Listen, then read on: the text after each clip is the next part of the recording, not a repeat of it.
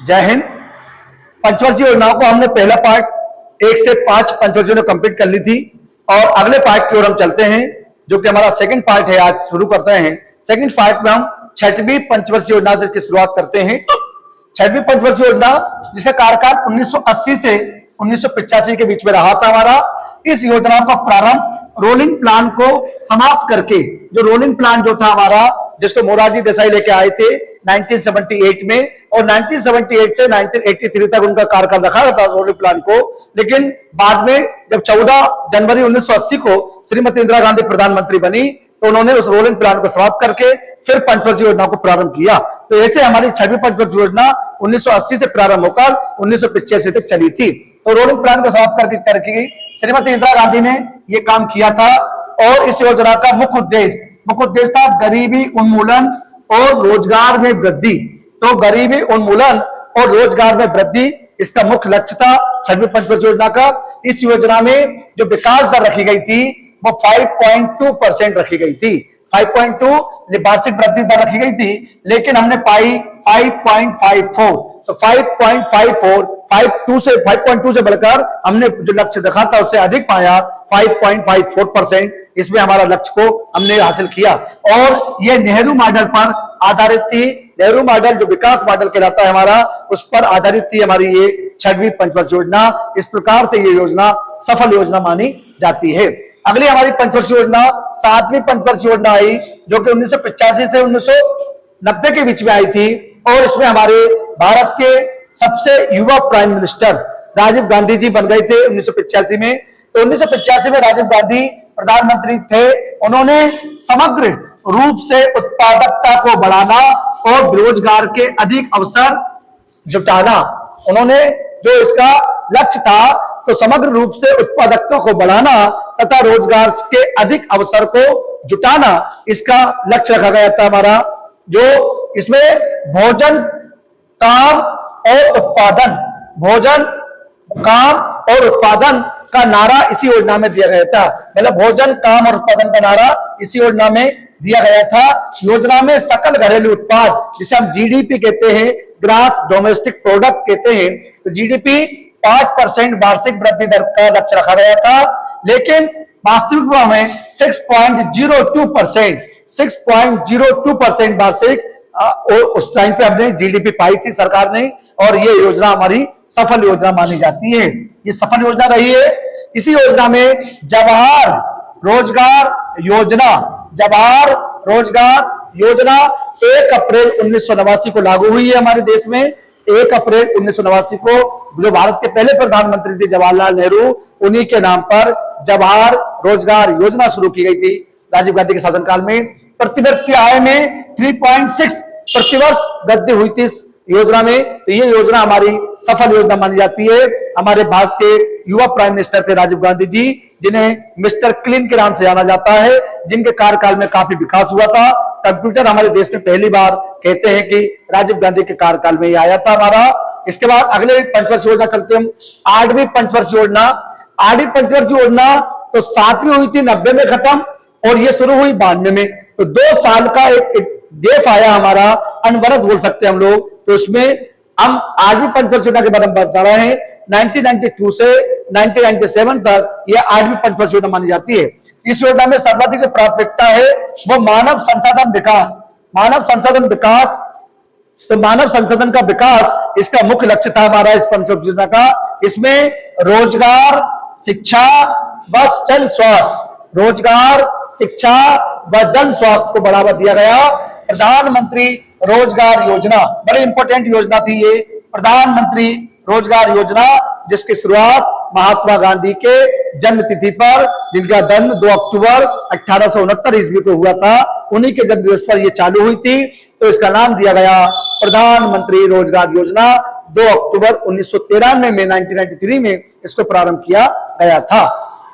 राष्ट्रीय महिला कोष, ये राष्ट्रीय महिला कोष भी हमारा बनाया गया मार्च 1993 में। तो राष्ट्रीय महिला कोष, जो कि 8वीं पंचवर्षीय योजना में भी इसको शामिल किया गया है, और इसका विकास दर, जिसको हम जीडीपी कहते हैं, वो 5.6% रखी गई थी। और लेकिन इसमें 6.8% हमने विकास दर हासिल करी। तो एक हमारी ये योजना भी सफल योजना मानी जाती है। तो विकास दर जो है 5.6 से बढ़ाकर 6.8% हमने हासिल करी थी 1992 से 97 के बीच में। और इसमें जो प्रधानमंत्री थे हमारे पीवी नरसिम्हा राव साहब, तो पीवी नरसिम्हा राव जो कि 1992 में हमारे देश के प्रधानमंत्री पद पर आसीन हुए थे। वैसे तो 91 में उनका कार्यकाल शुरू हुआ, लेकिन पंचवर्षीय योजना उनके कार्यकाल में 92 से शुरू हुई है। अगला योजना 9वीं पंचवर्षीय योजना मानी जाती है हमारी 9 नंबर की, इसका कार्यकाल 1997 से 2002 तक इसका कार्यकाल रहा, 5 साल योजना चली। इस योजना में सर्वोच्च प्राथमिकता न्यायपूर्ण वितरण एवं समानता के साथ विकास, क्या बोला मैंने, न्यायपूर्ण वितरण एवं समानता के साथ विकास इस योजना का लक्ष्य था। इसका मॉडल योजना आयोग ने बनाया था। वह योजना आयोग जिसकी स्थापना 15 मार्च 1950 को की गई थी। अब वर्तमान में योजना आयोग हमारे देश में समाप्त हो चुका है। योजना आयोग 15 मार्च 1950 को बना था पंडित जवाहरलाल नेहरू के नेतृत्व में। योजना आयोग का नाम बदलकर अब NITI मतलब national institute for transforming India, national institute for transforming India योजना आयोग की जगह पर अब नया आयोग बन गया है। इसके जो अध्यक्ष होते हैं वो प्रधानमंत्री होते हैं।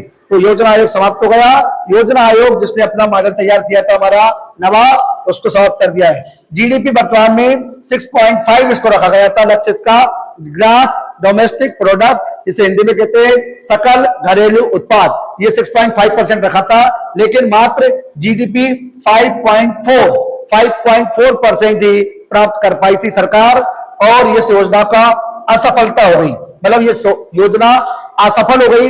उसका भी कारण था असफल होने का, क्योंकि हमारे देश में वर्ल्ड में अंतरराष्ट्रीय मंदी होना, जो मार्केट में अंतरराष्ट्रीय मंदी हो जाती है, इसके कारण ये हमारी योजना असफल योजना हो गई थी। तो भारत में परमाणु परीक्षण जो कि 11 मई और 13 मई 1998 को अटल बिहारी वाजपेयी जी के शासनकाल में हुआ था, जिसको नाम दिया गया था ऑपरेशन शक्ति। 11 मई को हमारे 2 परीक्षण हुए, 13 मई को 3 परीक्षण हुए।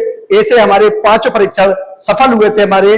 इसके पहले श्रीमती इंदिरा गांधी के कार्यकाल में 18 मई 1974 को एक पोखरण राजस्थान में परीक्षण हुआ, इसका नाम था स्माइलिंग बुद्ध। इस प्रकार से हमारे देश में परमाणु बम बनना शुरू हुए हैं। इस प्रकार से इसीलिए इस योजना जब परीक्षण के बाद हमारे देश पर और वर्ल्ड में भी अंतरराष्ट्रीय मंदी आ गई थी, इसलिए इस योजना असफल, मतलब इस पंचवर्षीय योजना जो एक तरीके से अपने लक्ष्य को प्राप्त नहीं कर पाई, इसलिए असफल योजना मानी जाती है।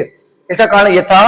अगला हमारा 10वीं पंचवर्षीय योजना जो कि 2002 से 2007 के बीच में आई थी हमारी। इस योजना का मॉडल योजना आयोग ने ही बनाया था। सर्वोच्च प्राथमिकता इसमें देश में गरीबी और बेरोजगारी समाप्त करना तथा अगले 10 वर्षों में प्रति व्यक्ति आय दुगनी करना। तो क्या कहा मैंने, देश में गरीबी और बेरोजगारी को समाप्त करना तथा अगले 10 वर्षों में प्रति व्यक्ति आय को दुगना करना इसका मुख्य उद्देश्य था। और इसमें जीडीपी जो ग्रास डोमेस्टिक प्रोडक्ट है हमारा वो 8% रखा गया था, लेकिन 7.5% ही हम प्राप्त कर पाए थे।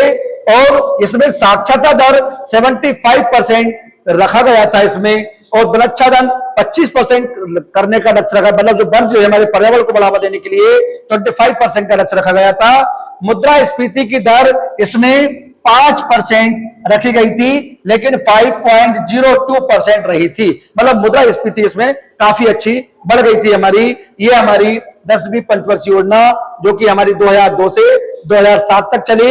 इसमें 2 प्रधानमंत्री का कार्यकाल आ जाता है हमारा, एक तो अटल बिहारी वाजपेयी जी जो कि 2004 तक प्रधानमंत्री रहे, और फिर 2 साल जब अटल बिहारी वाजपेयी जी के शासनकाल में योजना रही, और फिर 2004 से 2007 हमारे मनमोहन सिंह जी के कार्यकाल में रही। ऐसे करके 2 प्रधानमंत्री इसके बीच में आते हैं। तो 2002 से 2007 ये हमारी पंचवर्षीय योजना थी। इसके बाद 11वीं पंचवर्षीय योजना जो कि 2007 से 12 हुई। इसमें पूरा जो कार्यकाल है वो मनमोहन सिंह जी का, हमारे प्रधानमंत्री जी का, श्री रंगराजन के मॉडल पर आधारित थी।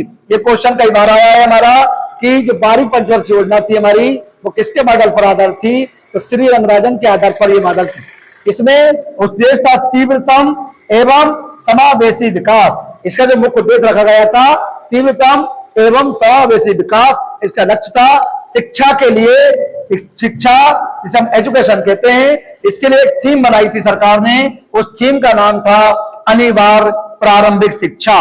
अनिवार्य प्रारंभिक शिक्षा, जो कि शिक्षा से संबंधित है हमारा, ये सरकार की एक थीम थी। और इसमें कृषि की दर जो है 4.1% रखी गई थी, और हमने जो पाई थी सरकार ने वो 3.3% रखी, मतलब प्राप्त करी थी। 4.1% रखी थी और जो प्राप्त करी है वो 3.3% रखी थी। इसी प्रकार उद्योग में 10.5% हमारा लक्ष्य रखा गया था, लेकिन पाया कितना हमने? 6.6% पाया। मतलब 10.5% तो लक्ष्य रखा था उद्योगों में, लेकिन प्राप्ति हुई 6.6% की। इसी प्रकार सेवा क्षेत्र की बात करें तो सेवा क्षेत्र में जो लक्ष्य रखा गया था वो 9.9% रखा गया था, और इसमें जो पाया हमने वो 9.8। तो केवल 9.9 रखा था और 9.8 हमने परसेंट पा लिया। ये हमारी एक तरीके से सेवा क्षेत्र में सफल रहे हम लोग। जीडीपी का लक्ष्य जो कि 8 से 10 रखा गया था, और लेकिन मिला है इसको 8.3%। तो 8 से 10 के बीच में लक्ष्य रखा था और केवल हम प्राप्त कर पाए 8.3%। ये योजना हमारी एक तरीके से सफल योजना ही मानी जाती है। अगला हमारा 12वीं पंचवर्षीय योजना, जो कि 2012 से 17 के बीच में चली। इसका मुख्य उद्देश्य तीव्र, अधिक समावेशी और धारणीय विकास है। तीव्र, अधिक समावेशी और धारणीय विकास है, इसका लक्ष्य रखा था। और विकास दर इसमें 9.9% रखी गई थी। तो विकास दर जीडीपी जो है इसके अंदर 9% रखा गया था, जो कि हमने बाद में इसको सितंबर 2012 में घटाकर 8.2% किया गया था। तो 8.2 इसका कर दिया गया था, और इस योजना आयोग के संस्तुति के आधार पर इसको भी घटाकर केवल 8% कर दिया। क्या कहा मैंने? पहले जीडीपी सरकार ने 9% रखा था, लेकिन बाद में फिर उसको 8.2 कर दिया, और योजना आयोग की संस्तुति के आधार पर इसको और कम कर केवल 8% कर दिया गया था। तो इस प्रकार से हमारी 12वीं पंचवर्षीय योजना, जो कि 2012 में शुरू हुई मनमोहन सिंह की सरकार में, और 2014 में हमारे नरेंद्र मोदी जी आ गए। इसके बाद 2012 से 17 तक इसका कार्यकाल माना जाता है हमारा पंचवर्षीय योजना का। ये पूरी पंचवर्षीय योजना है, जो कि सेकंड पार्ट में मैंने आपको 6 से लेकर 12वीं तक पंचवर्षीय योजना के बारे में बता चुका हूं। पहला पार्ट हमारा प्रथम पंचवर्षीय योजना से 5वीं पंचवर्षीय योजना के बीच में था। ये पूरी पंचवर्षीय योजनाएं खत्म होती हैं, समाप्त होती हैं। यदि आपको ये वीडियो पसंद आया हो, शेयर करिए, सब्सक्राइब करिए, लाइक करिए, और कमेंट करके कोई भी कमियां हो वो जरूर बताइए। यदि आप स्क्रीनशॉट लेना चाहते हैं तो प्लीज ले सकते हैं। मिलते हैं अगली क्लास में। जय हिंद।